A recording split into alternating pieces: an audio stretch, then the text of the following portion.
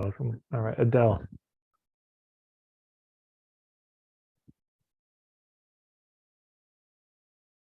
Sorry. Oh, wow. It's the first time I'm Okay. jumping in. I love it. And I'm in Atlanta too. So come on down. I'd love to host Okay. you. Sweet. I, Thank you. so I didn't know what to expect, but this is lovely. I'll be joining more of your conversations. Two Cool. questions. One is, I'm sure you've heard this a billion times, and I'm so sorry if it makes you nauseous, but I really struggle to get more clarity on my ideal client because the work I do in the personal development, I mean, I have a lot of clients coming, but the psychographic, the age, the profession, it's so broad and I enjoy them all. Like if you ask me, who do I enjoy? Well, I know everybody wants me to pick one, Mhm. but sometimes someone that fits that demographic, oh, professional woman, certain age, loves XYZ, is not as much of a fit as someone who's upper 20s, early 30s. Like there's a certain maturity level in what I do in spiritual growth that I don't know how to identify other than just throw spaghetti at the wall. The Mhm. clients come in, but when marketers are asking me or the website designers asking me, oh, who are you trying to target? It is so hard for me to be clear. I'm really hoping you can help me, or maybe you got resources around this problem in the personal development space. Yes, I got you. Okay, so there's a few things. One is check out the puttering prep work. Yeah, The there's putter. yeah. If you go to marketing for here, I'll grab the. Well, Okay. here's a video to check out, which I'll talk about in a second. But if you, for anyone who's just struggling with the ideal client thing, this is totally free. There's no charge for this. It's just my best exercises on figuring out your ideal client. Okay. And that's free for now. I may actually repackage this and charge for this in the coming months. But so that's number one. Do that. And number two is I would make a list of your top 10 favorite clients and the top 10 worst clients you've ever had. Okay. And just go through like one name on an index card and then another name, you have 20 index cards. And then just sit with each of them and meditate on like, why do I like them so much? What is it about them? I've tried, and Okay. yes, yeah. Okay. And and what happens sometimes is someone is great for a while. Okay. And this is where I really struggle because I think there's a lifespan. I mean, no one's meant to be a client forever, right? And sometimes when they're completed, I don't want to say there's a weirdness, but I struggle with the endpoint sometimes in Okay. my work. And then Right. were they ideal, and like where was the sweet spot? And oh, this Yes. one's 50 and this one's 30. And I got it. I got it. I got it. Okay. That's one of the questions to dig into in this puttering prep work is what's the perfect moment for you to show up? When is it too soon? When is it too late? okay. But the last thing is in this first video, the niching 101, 6 simple yet difficult questions you must answer. It's worth considering that sometimes we obsess too much about the who. And Okay. let me offer my definition of niche. That Mhm. niche is just our role in the community. Okay. That's it. From a marketing standpoint, business standpoint, our niche is the role that we want to be known for by the marketplace, Mhm. period. Now, there's a lot of things you can be known for, and I'll give you 6: who, what, where, when, why, and how. And Mhm. sometimes we spend so much time on the who, and we've gotten as clear as we're going to get for the moment, and we need to drop it. Okay. And Thank but you. then we focus on, okay, maybe it just something has to be unique. That's all. Okay.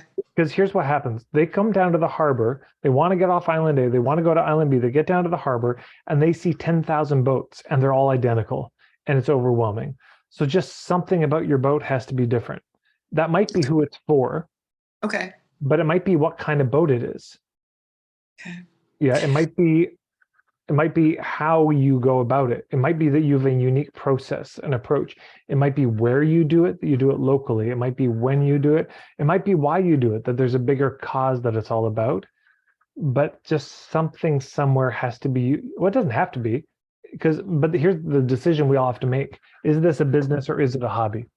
If it's a Right. hobby, do what you want, but Yeah. if it's business, there has to be something that when they get down to the harbor and they look at that boat, it becomes immediately clear to them which set of boats they want to look at. Yeah. I can't wait. What was the name of the URL? I'm going to screenshot. I'm on my phone, so I missed what you typed. That this puttering prep Yeah. thing you said. Yes. The Is link is it? there, but it's marketingforhippies.com/puttering, P-U, Okay. I write this down, Puttering, Mm-hmm.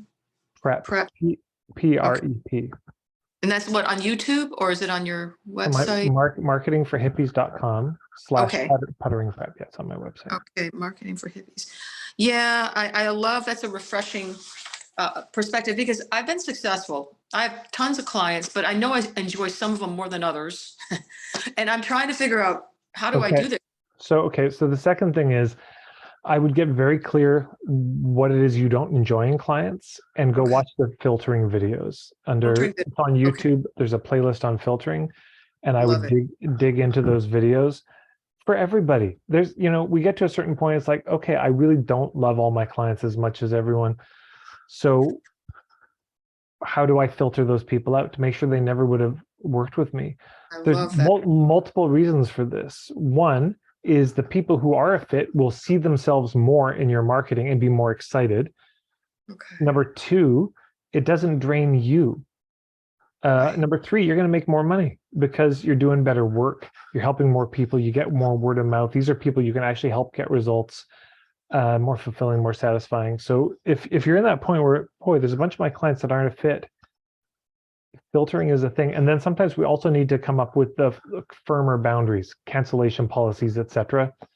That reminds me. Yeah, my second question is, how do you feel about the no money, the guarantees, the no money back, not the guarantees, the no money, no refunds. So what is happening is I get people to sign a document. I understand no refund because in my classes, it's limited in size. So if you sign on, that takes some space from someone else off the waiting list. Well, this and that and the other thing. And because if I force them to stay in, obviously that's unpleasant for both of us. You don't want to be here. But if I give them their money back, it feels an affront to me.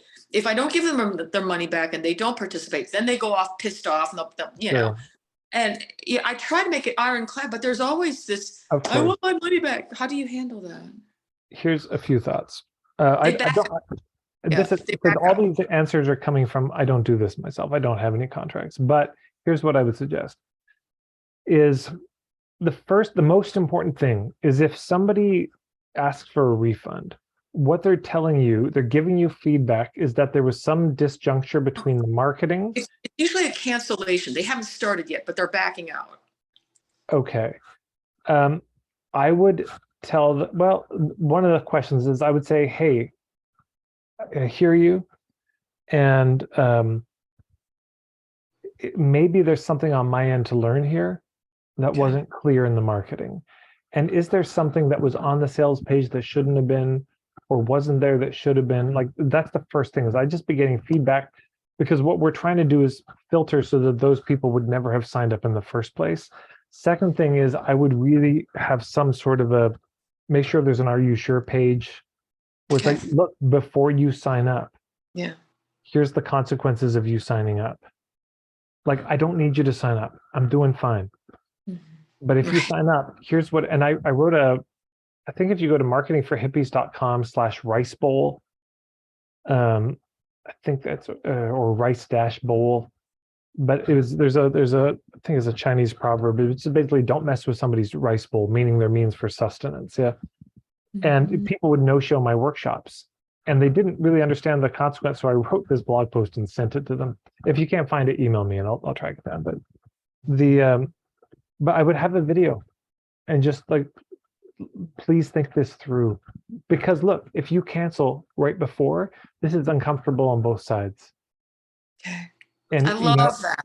I would just walk them through it. So I don't want you to stay if you don't want to stay, but I'm building, I'm losing money directly because I've turned somebody else away probably.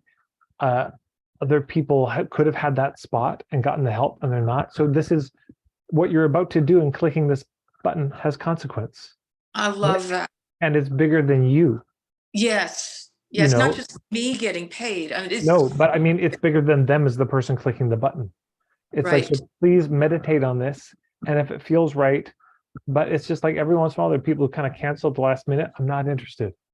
If you're that kind of person, just don't, or wait until it's the right time and we'll see you then.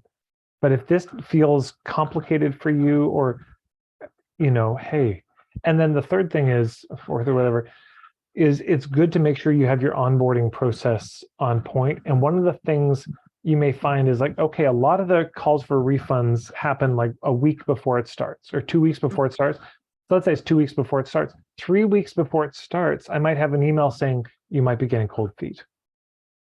You might be having some feelings come up like you want to pull out.